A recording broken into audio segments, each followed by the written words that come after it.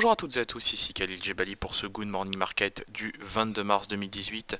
Nous commençons tout de suite avec le rappel légal habituel. XTB France informe les participants que la présentation à venir et les informations qui vont être dispensées ne constituent pas en aucune manière une sollicitation ou incitation à acheter ou vendre des produits financiers. Voilà, donc nous commençons tout de suite avec un petit décryptage de la séance d'hier et surtout l'intervention de Jérôme Powell. Alors, le président de la Réserve fédérale s'est montré un peu moins au quiche que prévu. Les opérateurs s'attendaient véritablement à ce qu'il penche en faveur de 4 hausses de taux en 2018. Finalement, c'est pas tant le cas que ça. En revanche, la Réserve fédérale a remonté ses prévisions de hausse d'intérêt pour 2019 à 3 contre 2 précédemment. Donc on parle déjà de 2019 alors que 2018 ne fait que commencer. Donc le marché maintenant attend une annonce de Donald Trump sur la mise en place de nouveaux tarifs douaniers contre la Chine. On le sait depuis le début, c'est la Chine qui est visée par la mise en place de ces fameuses taxes douanières. Donc le marché est très réticent effectivement à tout cela, regain de crainte au niveau des guerres commerciales, donc c'est une thématique qui est présente sur les marchés depuis un bon bout de temps, qui sert de prétexte pour shorter le marché. Au moment où je vous parle, le DAX 30 évolue désormais sous le seuil des 12 200 points, il perd 0,6%. Les futurs américains évoluent eux aussi en territoire négatif. On a en parallèle évidemment un indice dollar qui perd du terrain, et toutes ses contreparties, donc l'euro, la livre sterling, le yen, le dollar canadien aussi, qui gagne du terrain contre le dollar. Voilà, on passe en revue rapidement le calendrier économique de ce jeudi, vous le voyez, donc on va prendre connaissance d'une salve de statistiques économiques quand même. On s'intéressera principalement à l'intervention de Mark Carney, le gouverneur de la Banque d'Angleterre, et effectivement voilà, donc c'est quand même son discours qui intéressera les opérateurs.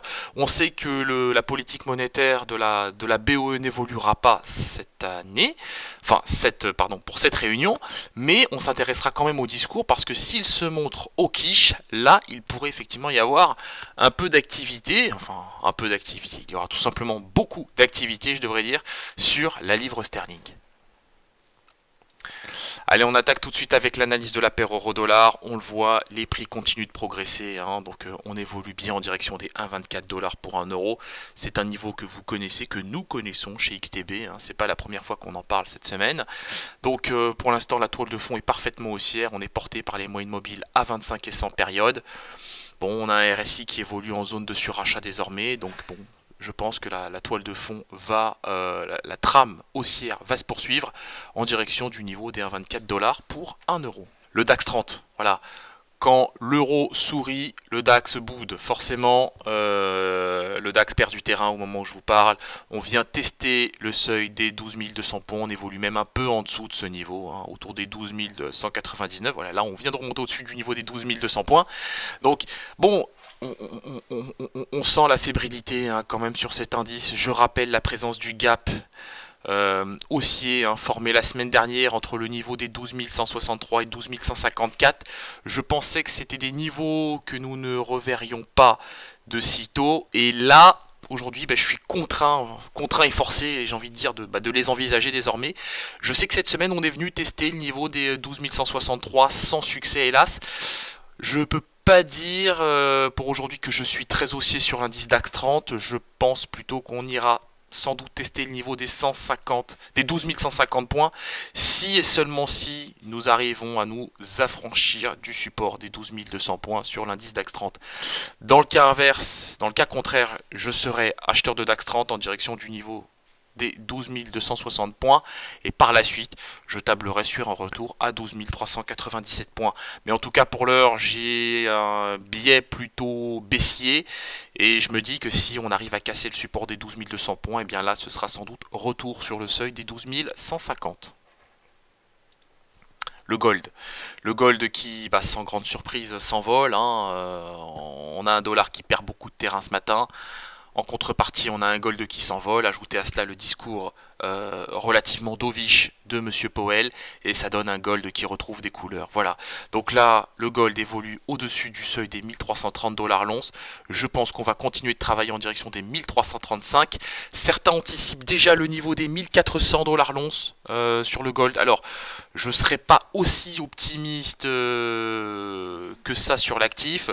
Je pense pour l'heure qu'on va aller chercher le niveau des 1334 parce que d'un point de vue technique, toutes les conditions sont réunies pour, toutes les conditions techniques et fondamentales évidemment sont réunies pour. Une fois qu'on sera allé chercher ce niveau, il faudra bien évidemment consolider au-dessus de ce niveau de prix et le normaliser afin d'aller chercher le niveau des 1340, 1350 dollars l'once sur le gold. Je maintiens tout simplement un biais acheteur sur l'actif en direction des 1334 à 1335 pour aujourd'hui. Le contrat WTI, donc forcément, qui s'est envolé hier après la publication des stocks de pétrole. Donc bon, on a une toile de fond qui est négative sur le plan géopolitique, positive sur le plan des prix.